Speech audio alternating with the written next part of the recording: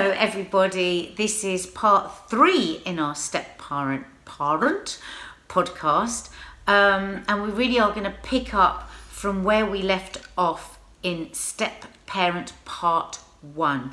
So I really would recommend you go back to that one, because we had basically in that one talked about how when we first met, how I felt about Mark having children already. We talked about how he might have felt if I'd had children when we met, and we'd taken it right up to the point where I was getting to know Mark's daughter Izzy, who was 8 years old. But as I say, go back to Step Parent Part 1 so that you know where we're at. So at this point, I have met Izzy. And at the end of this podcast, we're also going to be looking at some of your comments that you made at the bottom of Step Parent Part 1 and answering some of them. So because we always read all of them. Some really valid points in there, so we really wanted to pick up on those. Yeah. Oh, and we do always read all the comments. We love getting the comments, don't we? Yeah. Obviously, we can't answer them because we're across so many different social media platforms and with our other jobs and the kids and the dogs and home educating and everything, so we can't have time. And I do feel bad about that, but rest assured, we do read them, and we will now, on every podcast, answer some questions. Yeah? So do you want to take off, Mark?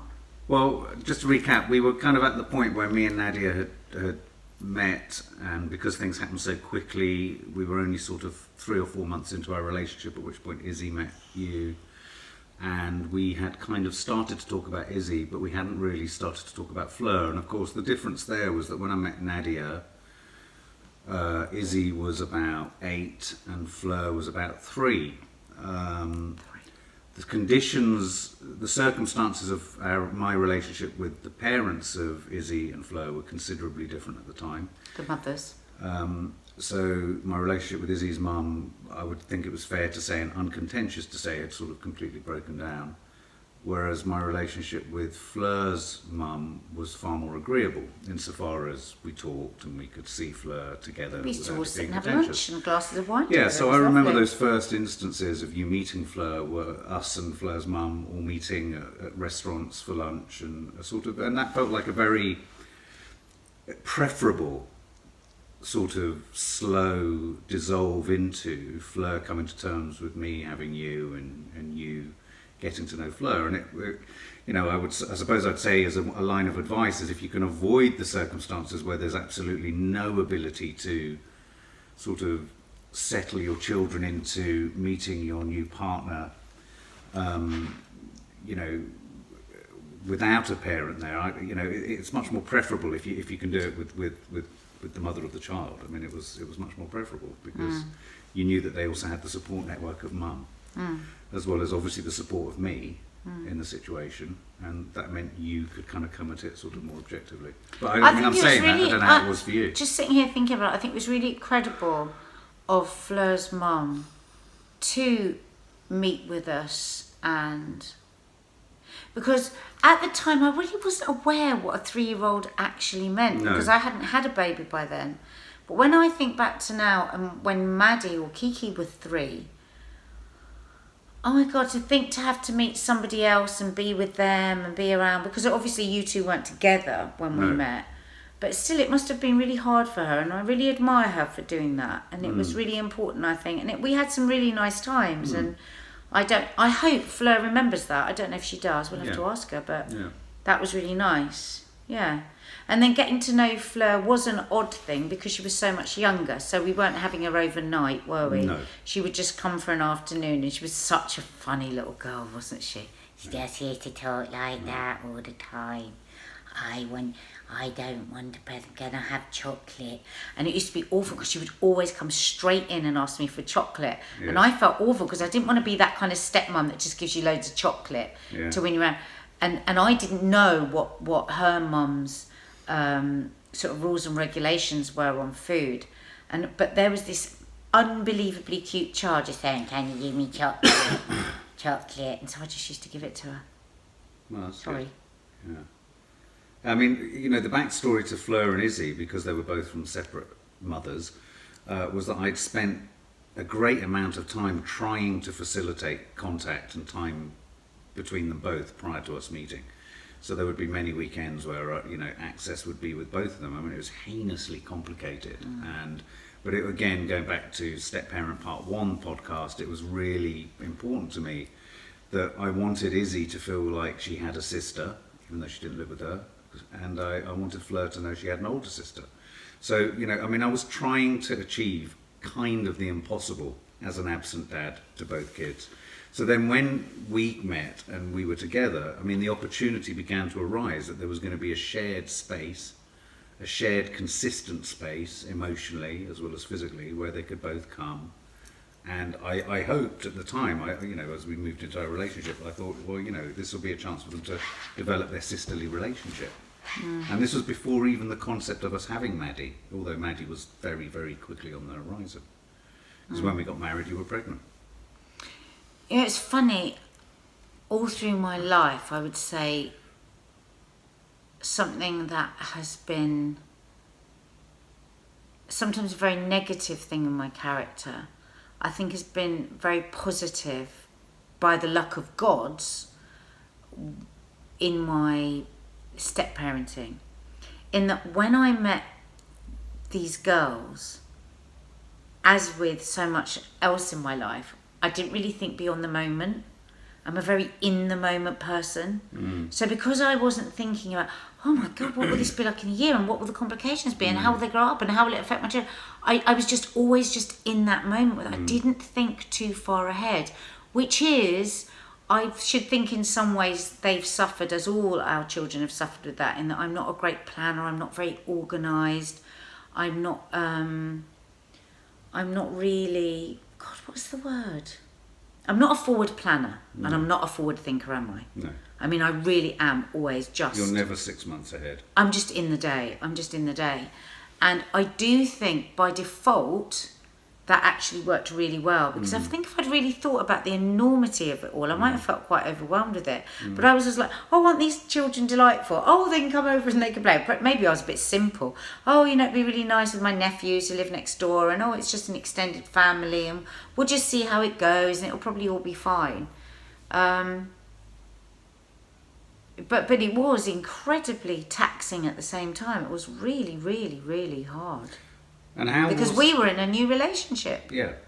And yet there was this, for want of a better word, because I hate it when people say it, baggage. Because I think baggage is what makes us who we are. I don't really want anyone without any baggage. Because where's the interest? Yeah. But there was a lot of emotional baggage, because you were quite a mess emotionally. Yeah. And then you had this, very contentious relationship with Izzy, your eldest mother, which was just omnipresent.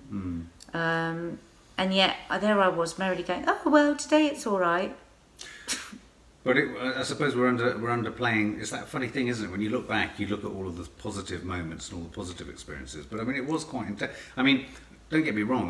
The girls weren't here all the time. There were very clearly delineated periods of time, and quite early on in our relationship, I think one of the biggest things that was a sort of challenge to the step parenting setup, if you like, was Izzy moving out of London and down to Somerset, and that was a major sort of blow emotionally, and it was a huge adjustment that I felt I had to make, and all of the kind of emotional upheaval that I felt about that really ran into our relationship quite badly. Oh, it's the most dreadful of times. Dreadful of times, because I remember do you remember we were in Cornwall when we found out that she was actually going to be moving so far away. We don't want to say the locations. We shouldn't say the locations. But if you imagine, Mark used to be able to go and pick her up within 45 minutes for her weekend access, and now it could be anything between 3 to 6 hours depending on the traffic on a Friday evening to pick her up. So there was another element of stress that was placed on top of an already quite stressful situation. I wouldn't go back to that time for anything. It was just so traumatic. How we stayed together through that period of time, I'll never...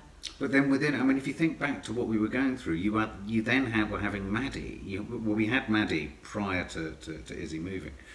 I seem to remember the early years of Fleur being relatively straightforward. She would come pretty frequently. She'd come every other Well, she was weekend. very much younger. She didn't have the complications of having met lots of other girlfriends like Izzy did. No, she didn't at all. Izzy was she was a baby, she was 3, so she would come here, she'd get Jaffa cakes and loads of toys, and people would throw her around and play with her. So she was really happy. Yeah, and I do remember the one time when we began to wonder whether she was wanting to come or not was because your nephew Finley had bashed her head against a wall. And we didn't know about this. And then she started to go, I used to go and pick her up, and she'd come in the car, and she would be sort of so badly asleep in the back of the car. Pretending. Doing this, opening her eyes. And she didn't know what to say to him. She didn't know what to say to him because Finn, bless him, was just coming along like I don't think it's just Finn. I think the thing is, being a stepchild is incredibly difficult. No. It's I wouldn't wish it on anyone to be taken from one house that runs so differently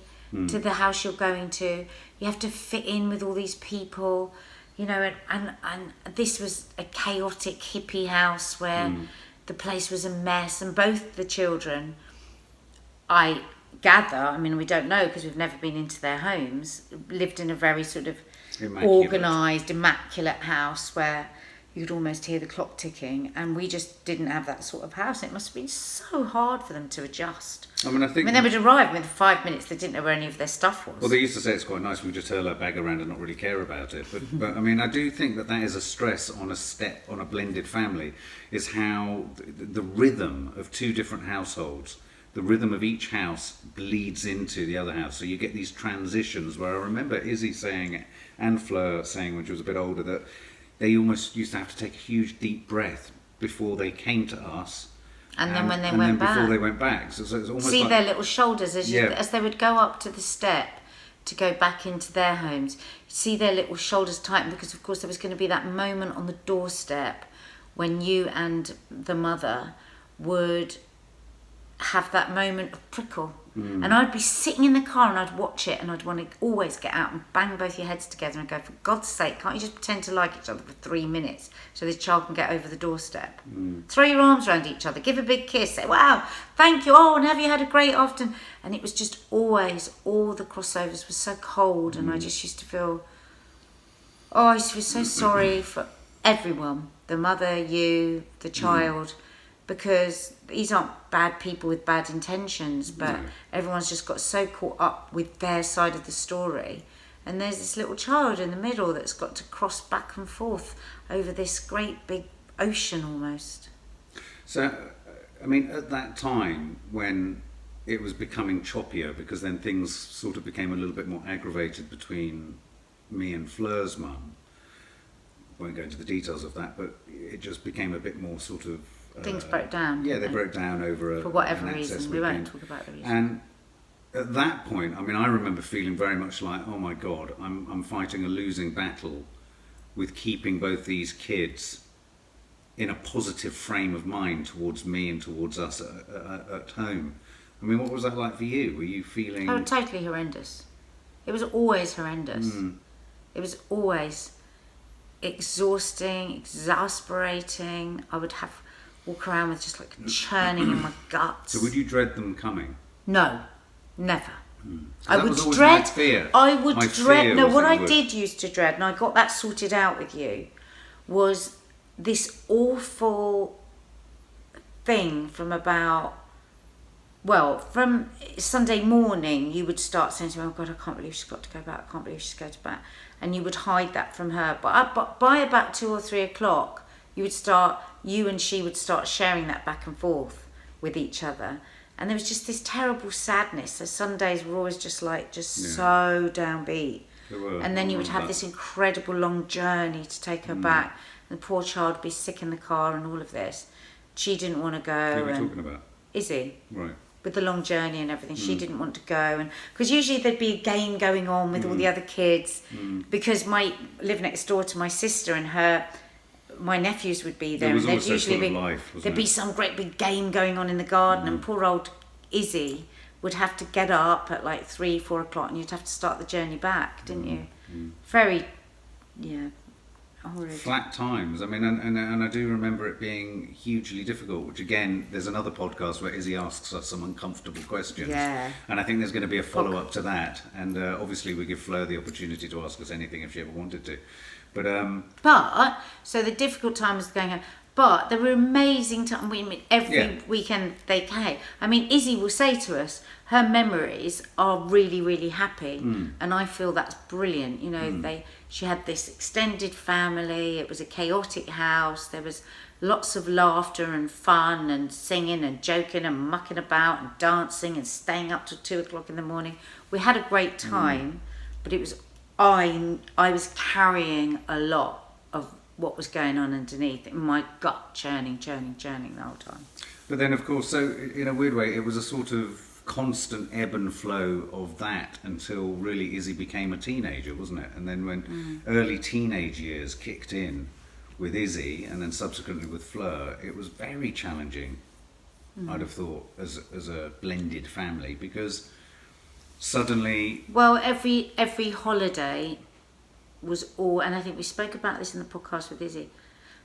Every single holiday abroad, yeah, Maddie and Kiki, and every visit when Izzy or Fleur here, Maddie and Kiki would go onto the back burner. yeah, So all their needs and wishes and everything would go on the back burner. yeah. Because, and whether that's right or wrong, it just felt the right thing to do, because these girls weren't getting to see enough of their dad.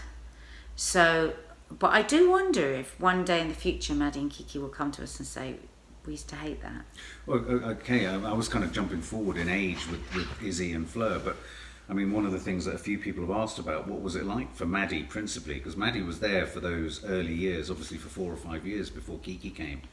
I mean, Is there a specific question? not a specific question, but there are a few people have sort of said it must have been difficult for Maddie and Kiki, or certainly Maddie in those early years to sort of to understand what was going on. And I do remember them not really. I remember Maddie not understanding why Fleur and Izzy didn't live in the same house.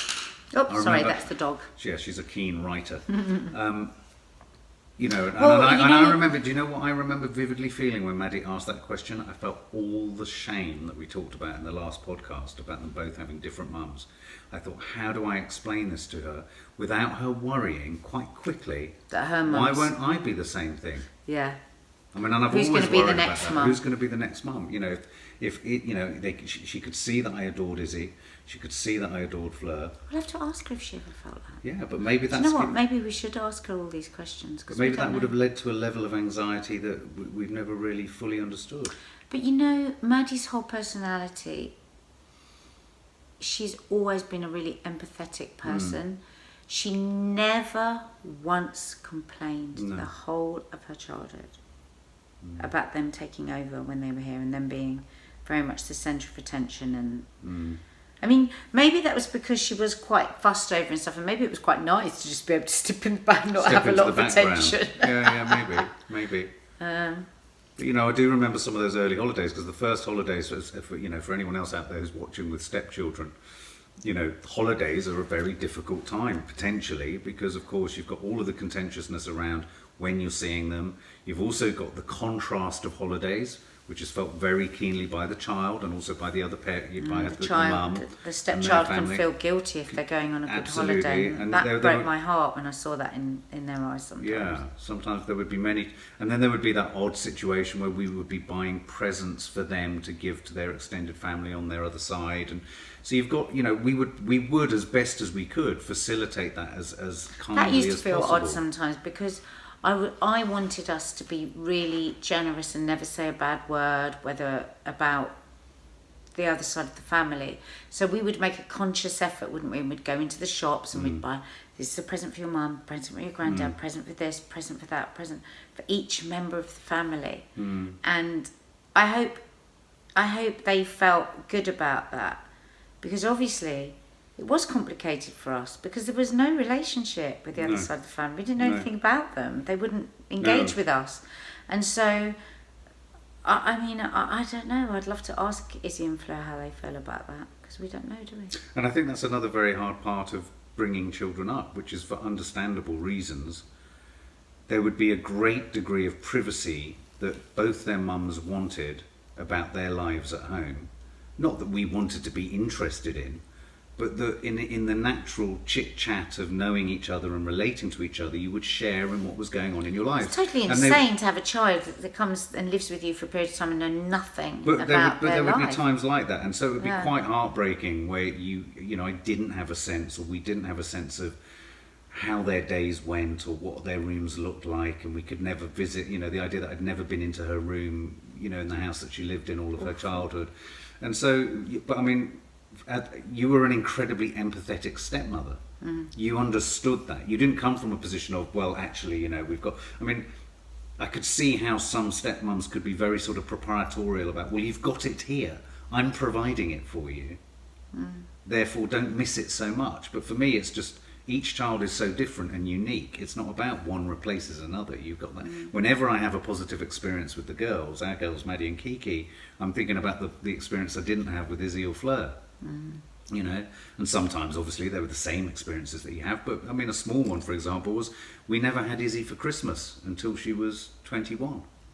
No Christmas, no No birthday. Christmas, no birthday. And then it really dawned on me the year that we did see her for Christmas. I mean, that's brutal. And that's hardcore. Yeah. To not be allowed to have your child once for Christmas. But without going into the sort of wheres and whys and wherefores of why that happened, you were an incredibly empathetic partner, and I'm very grateful for how you were throughout all that time, because, I don't think I've probably said it enough that.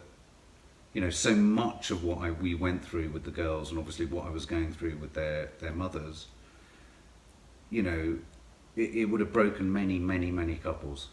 And I know it came close to breaking us. I mean, going back to some of the questions where people said, Kate Kirkham's asked about the effect of the negativity of old relationships. The negativity of the relationship between me and Izzy's mum and me and Fleur's mum, how that can bleed into, and not only bleed into the current relationship, but were there times where it made you think, I can understand why it was a nightmare for them? I mean, were there times in parenting where you'd kind of go, well, he's had 2 kids, he's got this situation, my God, yeah, I can relate to that. But doesn't everybody say that? I mean, you can be with anyone, and when they piss you off, you go, God, no wonder the last person broke up with them. But probably that's just important normal. to hear that most people do say that, because I'm sure there'll be some people watching going, oh my God, that's been said to me, and they might be holding on to that. I mean, God, yeah, you've probably thought that 100 times about me. Oh my God, no wonder. Yeah, that's just normal. That's normal. But would you say the negativity of those relationships ever overwhelmed our relationship? Yeah. Yeah. Yeah, I would.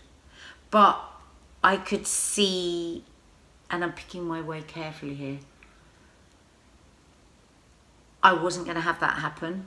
You know what I mean? I mean, I think I worked really, really hard in helping you to get to a place of peace. And we got to a place of peace because you were so locked into the battle of the custody, that's what bleeds and destroys all the relationships. Is the battle of the custody, the battle of, and I think I helped you find a way of acceptance, that to keep having the fight was going to damage everyone, the children, our relationship, and that in time all children grow up and you just show them that you've been generous, that you've been kind, that you haven't in any way tried to force them into any way of thinking, and they come to you. They come to you. And I remember saying that to you because you would get so upset, didn't you, as I would have done. I mean, my God, the thing that really challenged me was before I met you and before I saw the pain of being an absent father, I would have always blindly been on the side of the mother, which is just so wrong, because something's got to be done about the law, because the law is an ass when it comes to it.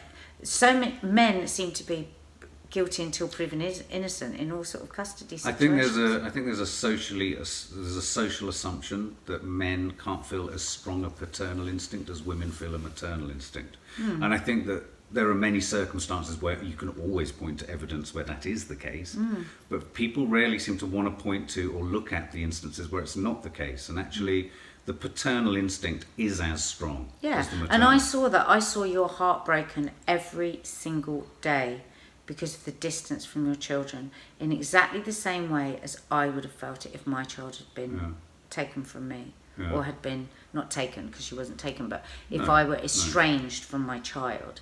So, I mean, just living with the pain of that, of the grief, it's kind of like living with somebody who's always grieving for somebody that's died. It's a bit like that. So, and like you say, then when they were here, there wasn't like, you would still be sad because you were thinking about them having to go. So there was a lot of sadness. Yeah. But I think we hid it well from the girls, and I think that a lot of the time they had a really good time. I would say that I think one of the unfortunate byproducts of, and I do feel a step parent part 3 may have to come. Yeah, because I don't think we can race to teenagers. I also think that the whole teenage years with with your stepchildren, my children, is quite a significant one. You know, what happens in those teenage years, and what happened particularly in our instance in our teenage years. And I know both of my eldest girls will be happy for me to talk about that, because it's something that's quite fresh in all of our minds. But well, shall we stop now and let's answer some of the questions? Well, one of the questions Kate Kirkham also asks, she asked quite a few, and one of them is about support for stepmoms and dynamics between kids over the years. But I think we'll park dynamics between the kids over the years into the next one. But she did ask, which I thought was interesting, how different do we think it would have been if the kids were boys?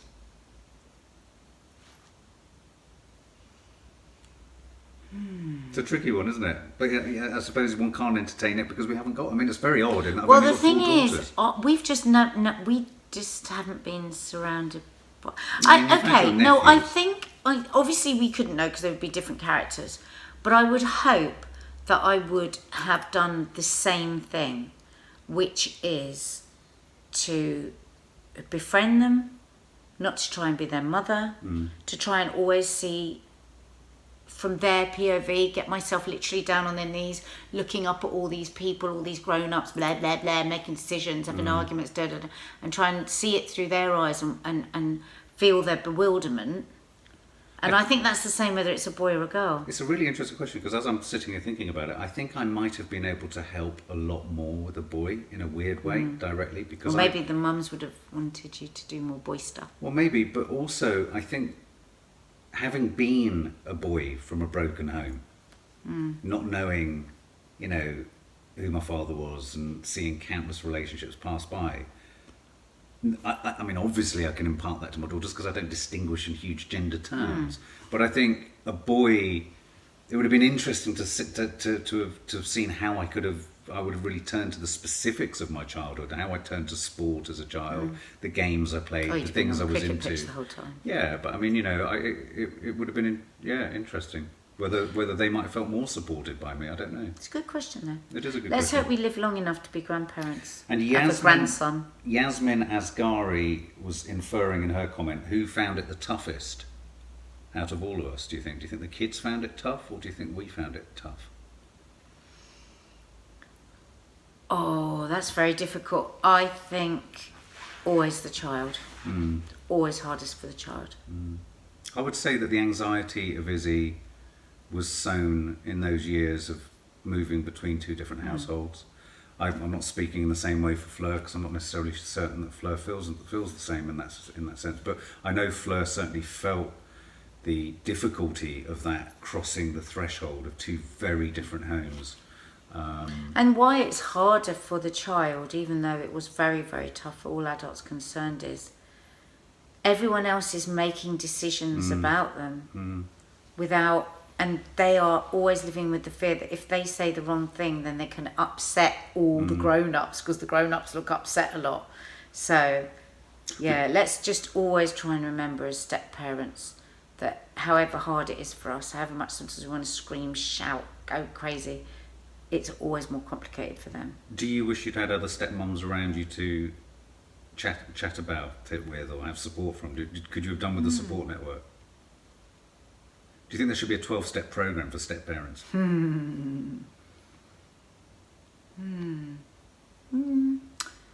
don't think so. I think I didn't overthink it. I just went with my instinct the whole time. I think you're right. I think the fact that you're very in the now and of the now all the time really helped everyone.